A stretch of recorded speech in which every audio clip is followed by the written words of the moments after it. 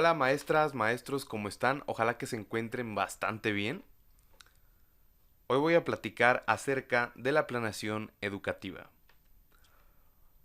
Aprovecho para mandar un saludo al maestro Víctor Hugo Longinos Nieto, a los compañeros de la Universidad Abierta y a Distancia de México y a todas las maestras y maestros que estén viendo este video en cualquier momento. Para iniciar, quiero comentar que el objetivo de este video es hacer una reflexión acerca de la importancia que tiene la planeación educativa a partir de 3 preguntas donde estaremos analizando la definición, las características, después la importancia que tiene para la asignatura de la historia de México y finalmente cuáles son los beneficios, ¿sí?, o cómo impacta una buena planeación al momento de llevar a cabo nuestra práctica docente. ¿De acuerdo?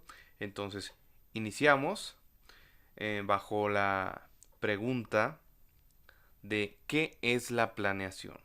Maestras, maestros, la planeación educativa puede entenderse de diferentes modos, principalmente como un instrumento de anticipación, o sea que precede algo, ¿sí?, de anticipación, certidumbre y previsión, es decir, que se realiza antes de ejecutar alguna acción. También puede entenderse como un proceso anticipatorio. Si checamos, la palabra anticipatorio nos está diciendo que es antes de realizar otra cosa, otro proceso. Entonces, es un proceso anticipatorio de asignación de recursos para el logro de los fines determinados a corto, mediano y largo plazo en alguna institución, ¿verdad?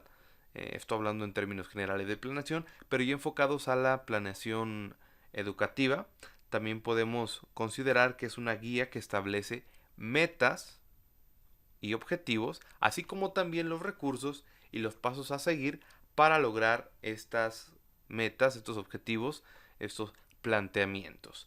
Por lo tanto, de acuerdo a varios autores, a lo que cada uno puede entender como planeación, la planeación educativa, ya aplicado en materia de aprendizaje, de enseñanza, es una herramienta y un proceso anticipatorio que permite a los docentes organizar y conducir procesos de enseñanza y aprendizaje de manera efectiva con los recursos adecuados hacia el cumplimiento de las metas y los objetivos educativos acordes a un contexto grupal, escolar y social.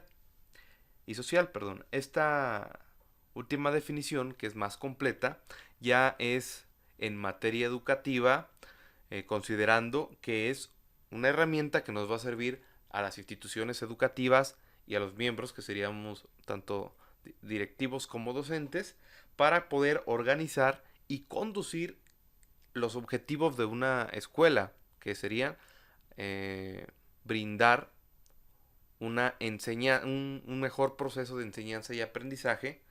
Entonces, para eso se necesita aprovechar, organizar, ordenar, optimizar los recursos, las estrategias y los acuerdos de acción para poder acercarnos a los objetivos o metas que nos vamos planteando. ¿De acuerdo? Primero como escuela, como organización, como institución y después ya en lo que corresponde a cada uno de los miembros educativos.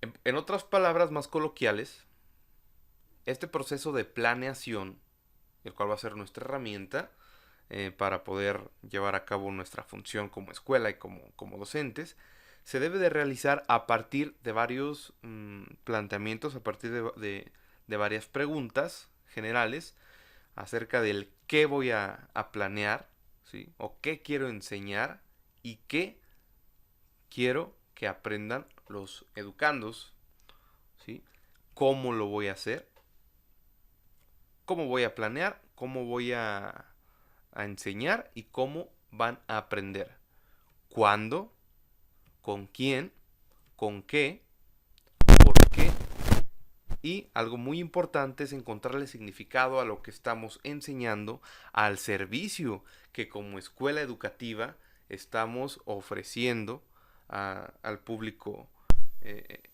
al público destino, ¿sí? Ya sean instituciones privadas o instituciones públicas. ¿Para qué? ¿Para qué estoy enseñando? ¿Para qué estoy ofreciendo este servicio? Y para qué para qué van a aprender los alumnos de acuerdo a lo que estoy enseñando, ¿sí? Entonces esto tiene que ver, este es un proceso donde constantemente vamos a hacernos esa pregunta para poder encontrar tanto recursos, procedimientos, estrategias y otros elementos que nos van a servir para enseñar, para que los niños aprendan o los alumnos aprendan de cualquier edad, dependiendo de la institución, y evaluar todo este proceso. Para eso se está planeando, ¿sí? Para poder mejorar nuestra práctica educativa a partir de estas preguntas centradas en los estudiantes de acuerdo a los nuevos enfoques socioconstructivistas, humanistas, entre otros, ¿sí? Y bueno, ya que entendemos o ya que entendimos la planeación como este proceso y esta herramienta para poder llevar a cabo nuestra función educativa, nos podemos hacer la pregunta, ¿cómo debe ser una planeación? Para esto existen algunos principios o características generales, y es que la planeación debe de ser factible, es decir, que debe estar apegada a la realidad y debe de ser una planeación realizable, ¿sí? Entonces tiene que ser de acuerdo a una realidad para que sí se pueda aterrizar. Debe de ser objetiva, ¿sí? De acuerdo con, tiene que ver mucho con los estudios y avances científicos que tiene, o el sentido científico que tiene la educación. Recordemos que desde el artículo 3 se nos explica que en México la educación debe de estar acorde al conocimiento y los avances científicos, por lo tanto debe de ser objetiva, ¿sí? Debe de ser libre de subjetividades, pero también tiene que ser cuantificable, es decir, que nosotros podemos calcular cierto porcentaje o cierta cantidad que podemos ir considerando conforme vamos avanzando, ¿sí? Lo que estamos realizando. Por lo tanto, tiene que ser cuantificable. Así, cada uno de los objetivos deben de permitirnos darnos un detalle sobre qué tanto hemos avanzado. Por eso la importancia de considerar un aspecto cuantitativo, perdón. Debe de ser unitaria, es decir, que lo que hagamos, lo que planeemos, esté acorde a la misión y a la visión de la organización escolar, y de acuerdo con los planes y programas de estudio que nos norman actualmente para poder llevar a cabo como una unidad nuestra planeación. Asimismo, una buena planeación debe de ser flexible, es decir, que existe esa pauta para irla modificando acorde al avance que vamos teniendo, y que no va a ser una planeación totalmente rígida y estricta, sino que se pueden ir cambiando o está abierta a sugerencias y a la participación de los involucrados. Esto nos lleva al último principio, que sería que debe de tener o estar abierto a un cambio de estrategias. Tiene mucha relación con la flexibilidad, es decir, que en la medida que avanzamos con nuestra planeación al momento de aplicarla, se pueden hacer algunos cambios, sobre todo en las estrategias que tienen que ver con la enseñanza y el aprendizaje. De este modo, otras características generales es que es indicativa, es decir, que nos debe de indicar ciertos procesos, ciertos procedimientos que se van a realizar poco a poco y de manera progresiva así como la característica de que debe de ser participativa. ¿Esto qué quiere decir? Que debemos involucrar a varios actores en este proceso o juego del aprendizaje. Involucra principalmente a los alumnos, después a diferentes docentes, luego a los padres de familia y finalmente se puede buscar que en la planeación puedan participar miembros de la sociedad civil más cercanos al contexto de los estudiantes donde se está desarrollando esta planeación. Finalmente tiene que ser integral, es decir, que debe considerar diferentes dimensiones que van inherentes a la naturaleza del ser humano. Más adelante lo vamos a ver con los enfoques, pero tiene que ser integral. Para realizar esta planeación educativa, algunos autores plantean diferentes etapas. La más, a continuación voy a leer lo más común, que sería que una planeación parta a partir de estos elementos y de estas fases que se están mostrando en pantalla. El punto de partida sería el diagnóstico, esto es, describir, ¿sí? Describir cómo es tanto el contexto externo e interno de los estudiantes, así como las características que los alumnos, los educandos tienen al momento en que nosotros nos estamos integrando a la escuela. ¿Sí? Este diagnóstico puede ser tanto a nivel escolar como a nivel grupal, ya dependiendo de la función que cada uno de los miembros de la comunidad educativa tenga. Digamos, si es un diagnóstico, en este caso grupal, pues se deben de especificar y detallar las características de los alumnos en sus ámbitos emocional, social, socioeconómico, académico, cognitivo, físico y motor, ¿sí? entre otros. Por lo tanto, tenemos que realizar un diagnóstico. Ese es nuestro punto de partida para saber qué vamos a planear y no planear cosas muy debajo del nivel en cada aspecto o que nos quede muy por encima de la realidad. Entonces tenemos que aterrizar. Para eso es la planeación una herramienta.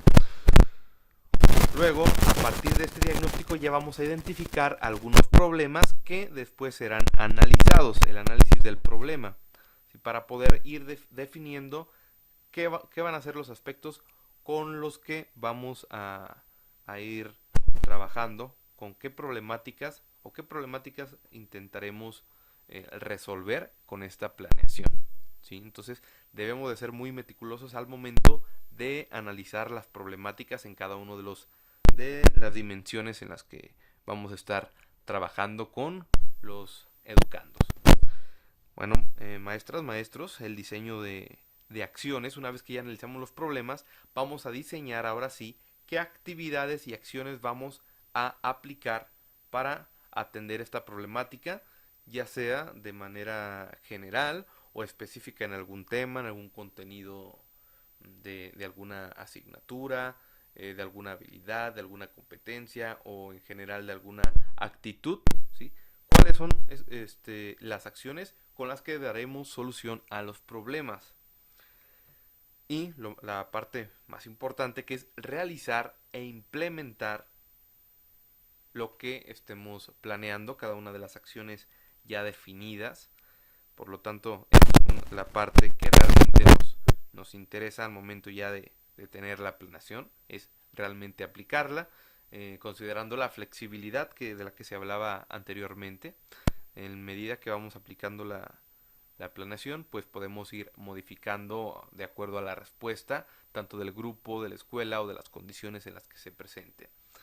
Finalmente, todo este proceso de planeación debe tener una parte enfocada en evaluar, ya sea de forma continua al inicio, durante y al final de la aplicación de esta planeación.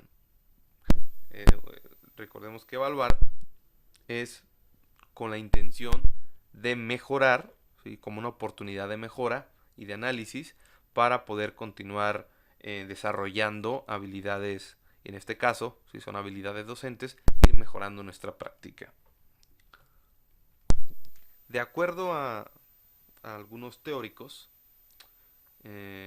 algunos coinciden en que la planeación puede tener diferentes enfoques hacia los que están dirigidos cada una de las planeaciones. Algunos pueden hablar de un enfoque positivista que va enfocado más al objetivo, a lo científico, ¿sí? A- al avance neutral, a los aspectos neutrales, perdón, y otros a una planeación de carácter o de enfoque interpretativo, es decir, más acorde a lo que piensa y a la forma de ser, de actuar y de desempeñarse del propio docente, porque cuando hablamos de interpretativo involucran aspectos subjetivos, pero algunos otros consideran que los enfoques pueden tener primeramente un enfoque administrativo, ya que la planeación pues surge de un proceso administrativo y organizacional, entonces donde se habla más acerca de la optimización de recursos, del personal involucrados, entonces puede ser un carácter administrativo. De sistema, quiere decir que también puede ser acorde al sistema en el que estamos nosotros desenvolviéndonos. En el caso de una escuela pública, pues puede ser la Secretaría de Educación Pública de acuerdo al sistema educativo mexicano, ¿sí? A las características que debe de tener la educación pública. Eh, un enfoque prospectivo, enfocado hacia un futuro, a ir trabajando diariamente en la construcción de un futuro, de un servicio pensado en lo que viene más adelante, a partir de, o que sea consecuencia del hoy. Eh, o puede ser un enfoque de cambio que en su mayoría se pretendan cambiar las situaciones o el contexto inicial con el que se va a desenvolver la planeación. Un enfoque de cambio sería que vamos a estar pensando en modificar ciertos aspectos de nuestra realidad. Otros enfoques pueden ser por modelos tecnológicos con el uso de las TIC, TAC, TEP, las tecnologías tanto de información para el conocimiento y el empoderamiento y la participación. Puede ser un enfoque en modelos culturales y finalmente de modelo crítico. ¿A partir de qué dimensiones o qué campos vamos a considerar en nuestra planeación? Pues la planeación educativa debe desempeñarse, debe de diseñarse y aplicarse en diferentes dimensiones para poder atender una educación integral. Y estas dimensiones empiezan desde lo social, es decir, que repercuta directamente lo que estemos planeando en las condiciones sociales de los estudiantes, que tenga que ver con algún cambio, con alguna solución de algún problema que vaya dentro de su ambiente en el que se desenvuelve. Debe de tener debemos de planear satisfaciendo la dimensión científica y tecnológica, porque si estamos en una era donde estamos aplicando las tecnologías y los recursos digitales, pues debemos de aplicarlo y acorde con el conocimiento científico. También pensar en una dimensión política. ¿A qué se refiere más con a política? En este caso, estamos hablando de mantener siempre acciones acordes y congruentes con el marco jurídico institucional, es decir, todas las normas, todos los documentos legales que nos están que están marcados por la ley para poder aplicar y ofrecer nuestro servicio educativo, desde el artículo 3º constitucional, la Ley General de Educación, en los diferentes acuerdos que la Secretaría de Educación Pública realiza, los derechos humanos, entre otros términos normativos que rigen a la educación, ¿sí? Entonces debemos apegarnos siempre al marco jurídico institucional y también en este caso podemos hablar de un marco jurídico nacional. Entonces la siguiente dimensión con la que estaremos planeando es una dimensión cultural, es decir, que debemos de poner atención al contexto, a la cultura y a la identidad en la que se desarrollan los estudiantes, desde el ámbito familiar hasta el ámbito social, ¿sí? Entonces, esta dimensión cultural es que abone y considere las diferentes costumbres y expresiones culturales, como el lenguaje, las creencias, ¿sí?, en las que se desenvuelve cada estudiante. Por lo tanto, tenemos que ser muy congruentes. Eso se relaciona con lo que ya estamos hablando de que fuera acorde al contexto en el que vive cada niño.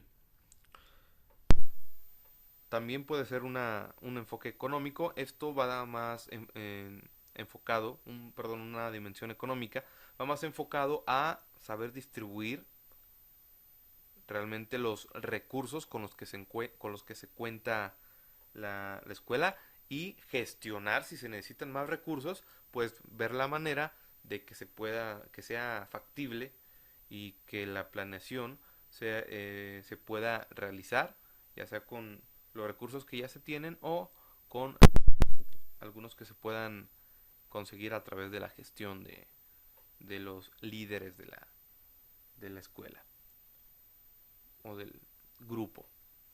Y finalmente, una dimensión prospectiva en pro y en vista siempre de mejorar hacia un futuro de mayor calidad y excelencia para ofrecer el servicio educativo.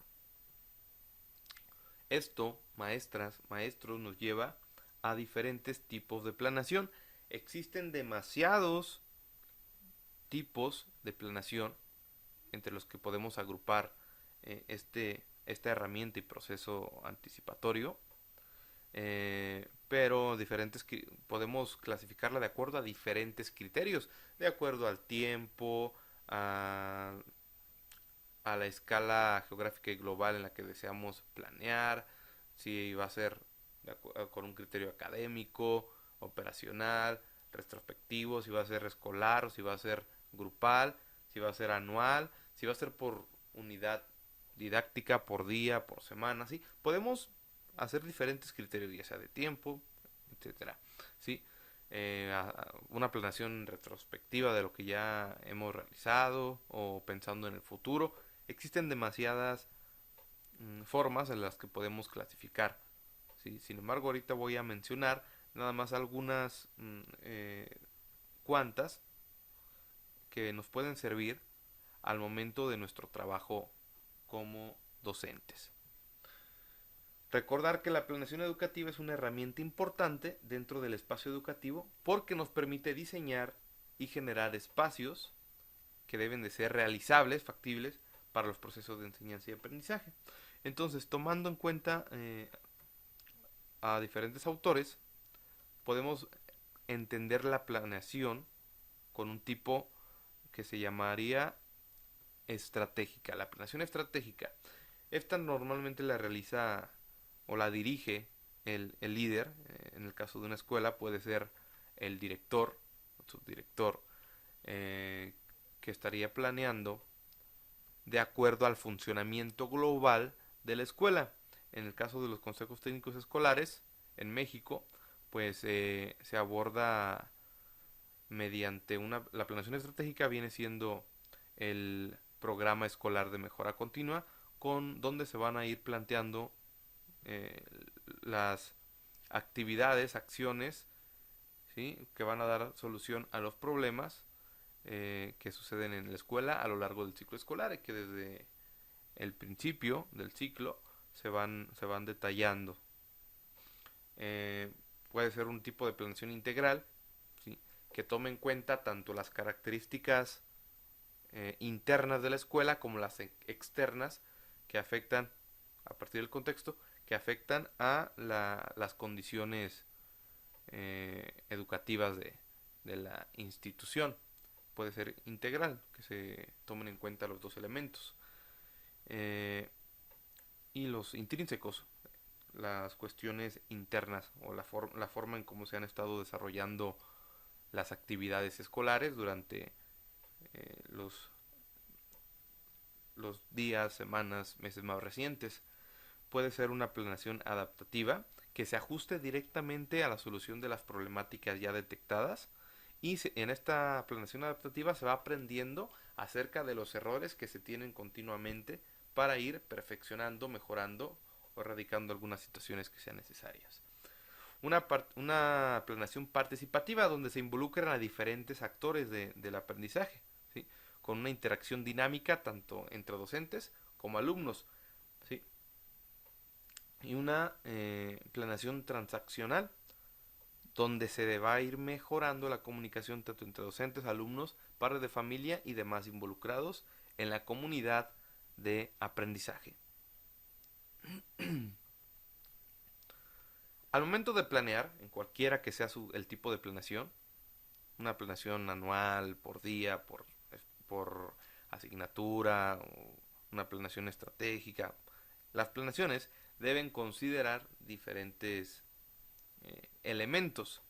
Si nos centramos en una planeación que realizamos como docentes para llevar a cabo nuestra clase y evitar la improvisación, pues debemos considerar ciertos elementos y a la vez fases para ir realizando nuestra planeación de clase. Así, una planeación didáctica argumentada se le conoce como argumentada porque debemos de estar conscientes de lo que queremos lograr y poder argumentar, ¿sí? ¿Por qué se está planeando de esta manera? ¿Por qué estamos aplicando ciertas estrategias, instrumentos y actividades? Bueno, pues debemos argumentar a partir de los siguientes elementos. Primer elemento, la descripción del contexto del grupo al que estamos enseñando, tanto el interno como el externo, que directamente repercuta en las condiciones actuales de los estudiantes. A partir de ahí, ya que se describe el contexto, se realiza un diagnóstico con las características familiares, socioemocionales, académicas, físicas y cognitivas de cada alumno. Ya se hace un diagnóstico de acuerdo al nivel educativo en el que nos encontremos. Si somos maestros de educación primaria, pues de acuerdo a cada asignatura tendríamos que estar considerando. Si somos maestros de preescolar, pues planificando acorde a los ejes formativos. Si somos docentes de educación del nivel secundaria o educación media superior o superior, pues considerar los aspectos más relevantes de nuestra asignatura y poder ver en qué nivel se encuentran los estudiantes de acuerdo a lo que pensamos trabajar en un futuro. Por eso incluye tanto lo cognitivo, lo motor, lo académico, lo socioemocional. Después se realiza un plan de clase y en este plan de clase ya se diseñan todas las actividades, la secuencia didáctica, acorde a los organizadores curriculares que vienen en los planes y programas de estudio, ¿sí? Ahí es tomar en cuenta bien qué tema vamos a planear, a aplicar, a enseñar, ¿sí? Y volver a preguntarnos por qué, para qué, cómo, cuándo, dónde, ¿sí? Todo esto debemos de anotar de acuerdo acorde al programa de estudios y a lo que deseamos lograr. Se plantean los objetivos, ¿sí? se buscan estrategias de enseñanza y aprendizaje acorde al diagnóstico que ya realizamos. También recordemos que en el diagnóstico también debemos considerar las características de los alumnos en cuanto a los estilos, intereses y canales de aprendizaje. En todos estos aspectos pues tenemos que ir aplicando diferentes instrumentos, ¿no? Tanto de descripción, de diagnóstico, en este caso del plan de clase, también considerar los conocimientos previos de acuerdo con el constructivismo y el socioconstructivismo, donde debemos considerar lo que ya saben los estudiantes para realmente hacer una enseñanza progresiva. Se consideran todos los recursos, los materiales con los que van a ser necesarios para poder aplicar esta planeación, ya sea desde los materiales y recursos físicos hasta aquellos tecnológicos y digitales, los recursos didácticos, ¿sí? Se plantean bien los aprendizajes esperados y ya se van configurando la secuencia de actividades de una manera progresiva con la que los estudiantes se pretende que aprendan. Esta secuencia de actividades pues debe de ser lo más paidocentrista, es decir, centrada en el niño o el estudiante, que sea el protagonista de su aprendizaje y que él pueda ir descubriendo y aprendiendo. Finalmente, debemos considerar una evaluación que, al decir finalmente, me refiero a ahorita que lo estoy mencionando, no quiere decir que hasta el final tengamos que evaluar. Tenemos que evaluar desde el diagnóstico de una manera continua durante el proceso y en el final. Así tendríamos una evaluación sumativa, cuantitativa, también cualitativa, donde interpretemos aquellas conductas, aprendizajes, dificultades y situaciones que surgen durante la implementación de esta planeación. Entonces, y también pensando mediante la observación cómo ha sido el proceso que ha enfrentado cada niño al momento de estar realizando las actividades. Todo esto con un sentido formativo, que no sea que esta planeación no sea con la finalidad de que las actividades al final tengan que sancionarse o gratificarse de acuerdo con el resultado, sino que debe de ser formativa, que debe de ser acorde de una manera reflexiva a que realmente se aprenda, ¿sí?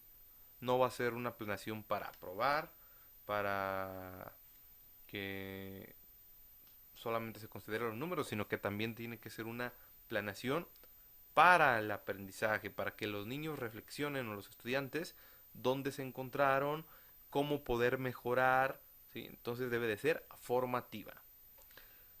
En la evaluación, pues se van a considerar técnicas, estrategias e instrumentos. ¿Cómo vamos a evaluar? ¿Sí?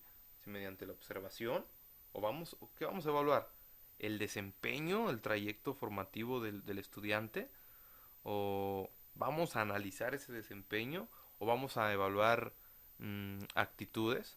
Entonces, ¿cuál va a ser nuestra técnica, nuestra estrategia y con qué instrumentos vamos a aplicar esta evaluación? Si con una rúbrica, con una lista de cotejo, con los cuadernos de los estudiantes, con un portafolio de evidencias, una encuesta, un examen estandarizado, un examen práctico, un producto o un organizador gráfico, un producto textual de reflexión, una autoevaluación, una coevaluación, una heteroevaluación, ¿sí? Todo esto tenemos que considerarlo al momento de nuestra planeación, ¿de acuerdo? Ya en un próximo video hablaremos, en un próximo foro vamos a hablar acerca de este tema.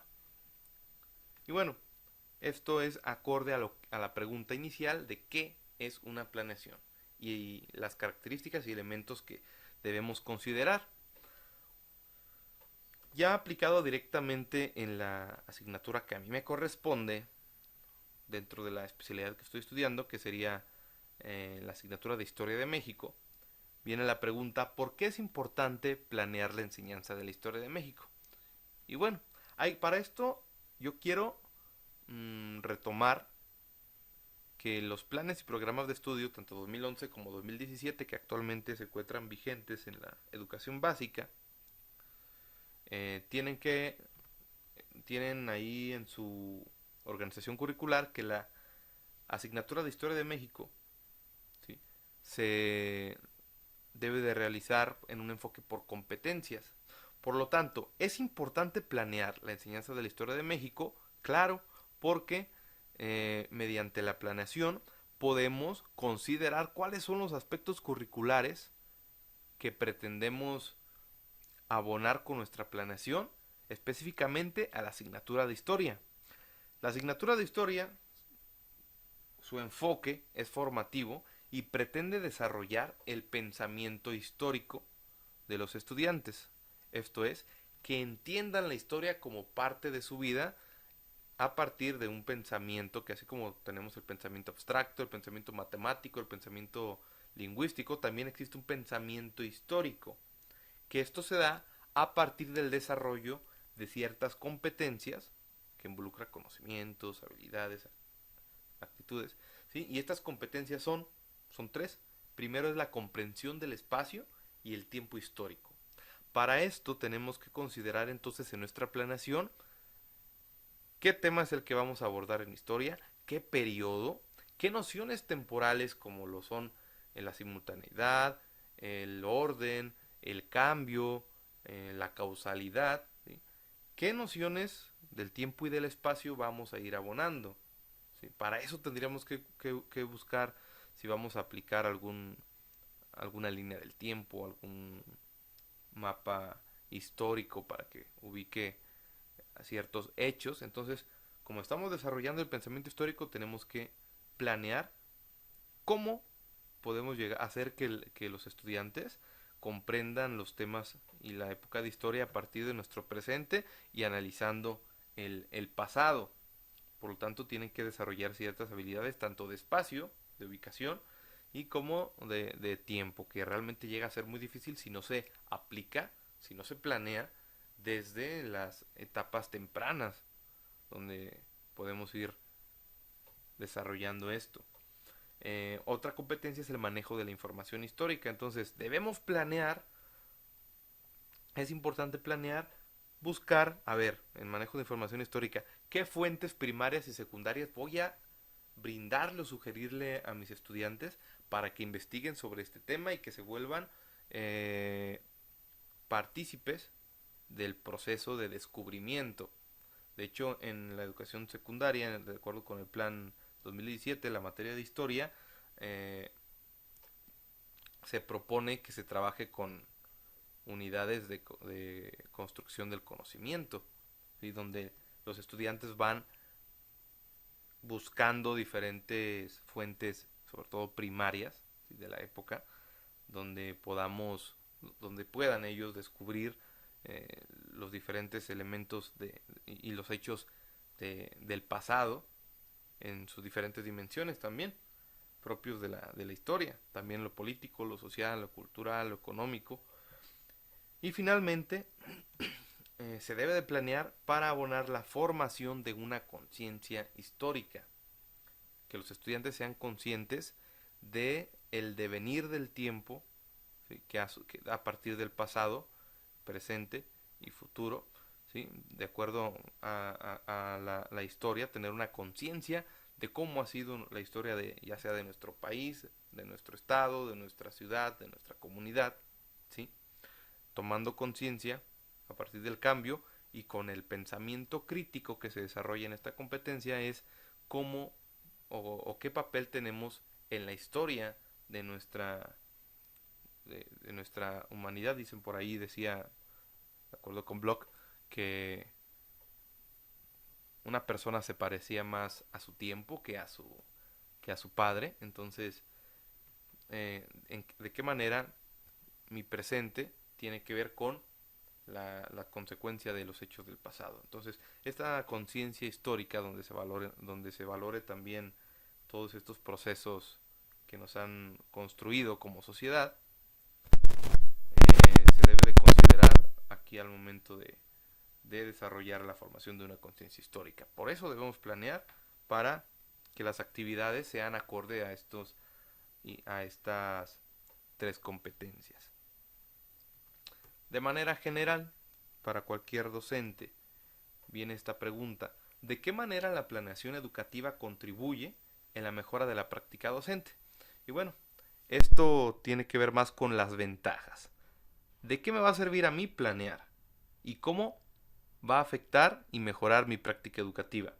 Bueno, cuando realizamos una planeación a conciencia, una planeación argumentada como la que he pretendido exponer, sus características, pues primeramente nos va a ayudar a realizar una organización flexible de nuestro trabajo en el aula.